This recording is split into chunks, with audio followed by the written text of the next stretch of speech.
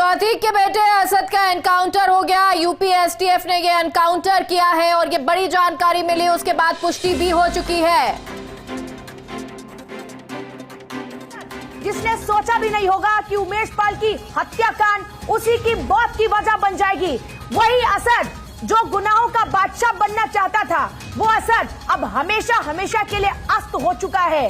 ये इसका सूर्यास्त हो चुका है। जरा तस्वीरें देखिए, ये एक्सक्लूसिवली भारत 24 पर एनकाउंटर स्पॉट की एक्सक्लूसिव तस्वीर आप देख रहे हैं।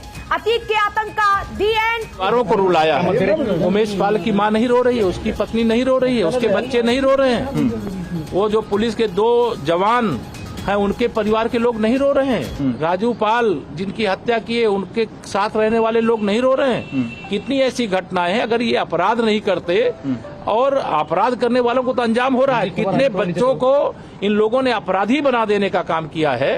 यह आज उनको महसूस हो रहा होगा कि अगर यह रास्ता ना अपनाते, कोई और रास्ता अपनाते, तो ना आज उनका बेटा अपराधी बनता, ना आज जो जिनका इनकाउंटर हुआ उनका इनकाउंटर होता, और ना अतीक अहमद और अशरफ कोर्ट के कटघरे में होते। अतीक अहमद को पहली बार व्यक्तिगत क्षति हुई है, पहली बार व्यक्तिगत क्षति हुई है। आज तक के अपराध में उसके किसी सगे संबंधी का खून नहीं बहा। देखिए, ये विषय व्यक्तिगत क्षति या व्यक्ति की क्षति वह एक परिस्थिति जन्य होता है।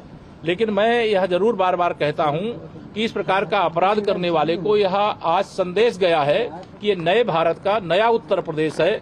अगर यहाँ अपराध करोगे तो कोई बचा नहीं पाएगा, सजा भुगतनी पड़ेगी। और तो वह कोर्ट में सरेंडर करते, पुलिस पैरवी के आधार पर उनको फांसी के फंदे तक पहुंचाने का काम होता। अन्यथा पुलिस जब पकड़ने जाएगी और पुलिस पर गोली चलाएंगे, तो पुलिस ने जवाबी कार्रवाई की है। आज वह दोनों हत्यारे मुठभेड़ में ढेर मुख्तार भी डरा हुआ है सर। जिस तरह से कृष्णानंद राय के मैटर में अगली तारीख 15 तारीख लगी है, कृष्णानंद राय की हत्या हुई 7 लोगों की, तो मुख्तार अंसारी भी डरा हुआ है, क्या कहेंगे? देखिए, जो अपराध करे उसे डरना चाहिए, लेकिन जो जेल में है वो कोर्ट में जाएगा। जो कोर्ट में जाएगा, कोर्ट जो सजा सुनाएगी उसके हिसाब से उसको सजा दिलाने का काम किया जाएगा। लेकिन अपराध करने वाले अब ये समझ लें कि अपराधियों का संरक्षण करने वाली समाजवादी पार्टी की सरकार अब उत्तर प्रदेश में नहीं है, भारतीय जनता पार्टी की योगी आदित्यनाथ जी के नेतृत्व वाली सरकार। समाजवादी पार्टी का नाम क्यों ले रहे हैं आप? समाजवादी पार्टी का नाम ले रहे हैं, और लोगों ने भी संरक्षण किया है, उसको लेकर आप क्या कहेंगे? मैं सवाल नहीं सुन पा रहा हूँ। मैं समाजवादी पार्टी की आप बात कर रहे हैं। हाँ। समाजवादी पार्टी को ज्यादा जिम्मेदार मानते हैं। समाजवादी पार्टी ने राजनीति का अपराधीकरण किया है, अपराधियों को राजनीति में बढ़ाने का काम किया है, अपराधियों को विधायक और सांसद बनाने का काम किया है। जिन अपराधियों को जेल के सीखचों में होना चाहिए, वह डीएम और कप्तान को सपा सरकार के समय ऑर्डर देते हुए दिखाई देते थे। अच्छा, बसपा से ताल्लुक क्या रख रही हैं? सपा बसपा में कोई अंतर नहीं, कांग्रेस में कोई अंतर नहीं। कोई भ्रष्टाचार का दोषी, कोई अपराधियों को संरक्षण का दोषी है, कोई तमाम ऐसी तुष्टीकरण की घटिया राजनीति का दोषी। जो बचे हैं उनका क्या होगा? उत्तर प्रदेश में और उसके बाद असद का इसी समय एनकाउंटर, टाइमिंग बहुत अच्छी है, मतलब दोनों की। देखिए, ये तो 45 दिन से रात दिन पुलिस कितनी कोशिश कर रही है इनको पकड़ने के लिए। देश के अंदर घूम रही है, प्रदेश के अंदर घूम रही है, जैसी सूचना मिलती है देश के बाहर भी उनको पकड़ने की कोशिश कर रही है। और आज पकड़े गए हैं, उनका मैं पुलिस को फिर से स्वागत करता हूं। और आप सबको इतना ही कहता हूं कि मैं तो अतीक अहमद की फोटो देख देख करके आप लोगों के चैनलों में टीवी बंद करना पड़ता है। ऐसे अपराधियों को दिखाने, पता नहीं कितने अपराधी हैं, हत्या के अपराधी भी होंगे और भी अनेक प्रकार के अपराध करने वाले होंगे, तमाम आतंकवादी भी जेलों के अंदर बंद हैं। लेकिन इतना उसका विजुअल आप लोग दिखा देते हो। आप क्षमा करिए, आपको अधिकार है, मैं आपके अधिकार में हस्तक्षेप नहीं करता, लेकिन जब सुबह में टीवी खोलता कुछ समाचार देखूं तो आप लोग उसी व्यक्ति को दिखा देते हो जिसके हाथ खून से लगे। इसलिए दिखाते हैं केशव जी, इसलिए दिखाते हैं कि जो सरकार है वो देखती रहे कि यही हत्यारे हैं, इन्होंने ही बेकसूरों को मारा है, और आप लोग चैन से न बैठे। नहीं, हम लोग चैन से न बैठे हैं, न बैठेंगे। हम लोग अपराध मुक्त उत्तर प्रदेश चाहते हैं, और अपराध मुक्त उत्तर प्रदेश तेजी से हो रहा है। और आज जो भी इस प्रकार के अपराध करने वाले हैं, उनके लिए भी ये बहुत बड़ा संदेश है कि अगर अपराध करेंगे तो बचेंगे नहीं, और कोई बचा भी नहीं पाएगा। इसलिए अपराध का रास्ता छोड़ करके सही रास्ते पर लोग आओ। किया है कि कोई एनकाउंटर न्याय नहीं होता। समाजवादी पार्टी ने हाँ। प्रवक्ता ने ट्वीट किया है। समाजवादी पार्टी का जो चरित्र है वह उत्तर प्रदेश की जनता जानती है, इसीलिए समाजवादी पार्टी को उत्तर प्रदेश की जनता ने विदा कर दिया है और भारतीय जनता पार्टी का कमल खिला दिया। चलो एक एक सवाल ले लो, एक एक अंदर ही कर लेते ना। चलो एक एक सवाल। रेडी शाम रेडी। केशव मौर्य जी हमारे साथ। केशव जी यार तुम किसका है ये?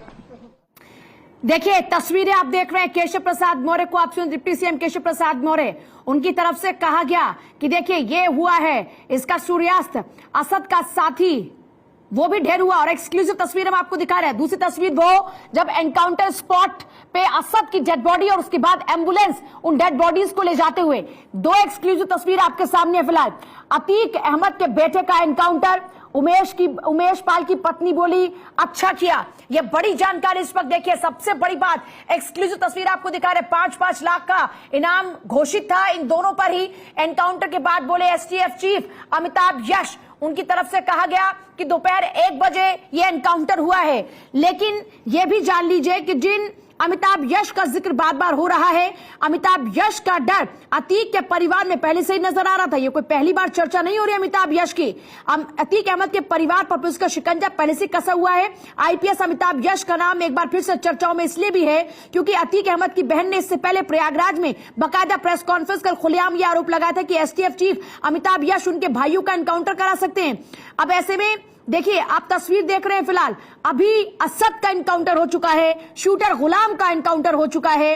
और देखिए ये जो अधिकारी अमिताभ यश, जिनका नाम सुनकर अतीक और अशरफ जेल से बाहर तक नहीं आना चाहते थे और लगातार परिवार गुहार लगा रहा कि दोनों जेल से बाहर निकाले तो अमिताभ यश एनकाउंटर कर देंगे। ये बिहार में भोजपुर जिले के रहने वाले हैं अमिताभ यश। इनके पिता भी आईपीएस थे। उनके पिता राम यश सिंह बिहार कैडर में आईपीएस अफसर रहे।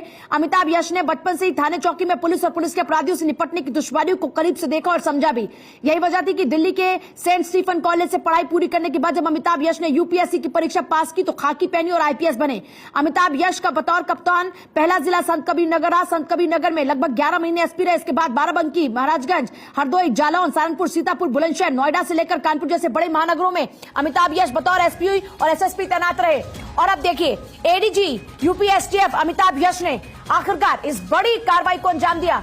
इनका नाम देखिए, एनकाउंटर टीम को जिन्होंने लीड किया नवेंदु कुमार डीएसपी, और साथ ही साथ दूसरा नाम डीएसपी विमल, जिन्होंने इस एनकाउंटर टीम को लीड किया। Navendu Kumar DSP encounter team को लीड किया इन्होंने। और ये देखिए एनकाउंटर स्पॉट की तस्वीर भी आपको दिखा रहे हैं। अमिताभ यश कौन है, क्या उनका बैकग्राउंड है, वो भी आपको बताया। अमिताभ यश ने क्लियर किया कि दोपहर के 1 बजे एनकाउंटर हुआ है और जिन्होंने लीड किया इस एनकाउंटर को डीएसपी नवेंदु, जिन्होंने इस एनकाउंटर को लीड किया। एनकाउंटर स्पॉट की एक्सक्लूसिव तस्वीर आपको दिखा रहे हैं। देखिए बड़ी बात यह है कि सीएम योगी आदित्यनाथ ने कहा था कि मिट्टी में मिला देंगे ऐसे गुंडे माफियाओं को, और आखिरकार गुंडे माफियाओं को मिट्टी में मिलाया जा रहा है। अमिताभ यश ने कंफर्म कर दिया। अमिताभ यश यूपी एसटीएफ एडीजी, उनकी तरफ से कंफर्म किया गया कि छोटी सी टीम ने ही एनकाउंटर किया। दोपहर के 1 बजे एनकाउंटर के असद को सरेंडर करने के लिए कहा था, उसने सरेंडर नहीं किया। झांसी में दोनों का एनकाउंटर हुआ। अमिताभ यश ने ऑफिशियल स्टेटमेंट में कहा कि हमने सरेंडर करने को कहा। झांसी के परीक्षा डैम इलाके में छिपा हुआ था असद और ये शूटर गुलाम। असद गुलाम के एनकाउंटर पर यह बड़ी खबर इस वक्त भारत 24 पर आप देख रहे हैं। सीएम योगी ने अधिकारियों की तारीफ की क्योंकि रिपोर्ट उनके टेबल तक पहुंची और सीएम योगी आदित्यनाथ ने अधिकारियों की तारीफ की। असद गुलाम के एनकाउंटर पर यह बड़ी खबर इस वक्त सीएम योगी आदित्यनाथ ने तारीफ की। अवनीश विद्यार्थी हमारे साथ में इस वक्त है। अवनीश, लगातार अपने दर्शकों को वो एक्सक्लूसिव तस्वीर स्पॉट की दिखा रहे हैं जहां पर असद और शूटर गुलाम ढेर है। अवनीश, जी हाँ, बिल्कुल बिल्कुल, मैं आपको वो तस्वीरें ही दिखाने की कोशिश कर रहा था कि अतीक अहमद और अशरफ, उसका भाई जो है, उनको अदालत से निकाल करके अभी पुलिस ले गई है। जो वैन है उसके अंदर ले जाया गया है। अतीक अहमद और अशरफ को मायूसी से सर झुका हुआ था, आंखें पूरी तरीके से नम थी माफिया की। और जैसे ही खबर अदालत के अंदर पहुंची कि बेटा नहीं रहा, बेटा असद जिसको अपने गुनाहों की दुनिया का वो नया बादशाह बनाने की कोशिश कर रहा था, वो पुलिस एनकाउंटर में मारा गया। झांसी के अंदर यूपी एसटीएफ की टीम ने उसके चहेते गुर्गे गुलाम